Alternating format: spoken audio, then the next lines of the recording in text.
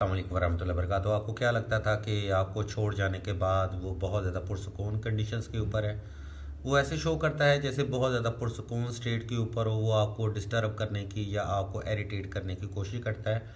तो हम आपको बताते चलें कि इस इंसान की, जिस इंसान के बारे में आप इस वक्त सोच रहे हैं, इस इंसान की रातों की नींद हराम हो चुकी है। ये इंसान जो है, इसे नींद की अशद ज़रूरत है। ये रातों को जाग जाता है, ये रातों को बहुत ज़्यादा परेशान हो जाता है। ये किसी चीज़ के लिए इसके दिमाग के अंदर बहुत ज़्यादा नेगेटिविटी मौजूद है। ये एक कार्मिक स्टेट है इस इंसान के लिए। अगर आप इसे ज़ाहरियत में मिलते हैं या इस इंसान की आपके साथ बात होती है या आप इसके सोशल मीडिया को आप मॉनिटर करते हो, तो वो आपको अगर हैप्पी लगता है तो आप प्लीज़ इस कंडीशंस के ऊपर उसके अंदर की इटर्नल एनर्जीज़ के बारे में नहीं देख रहे।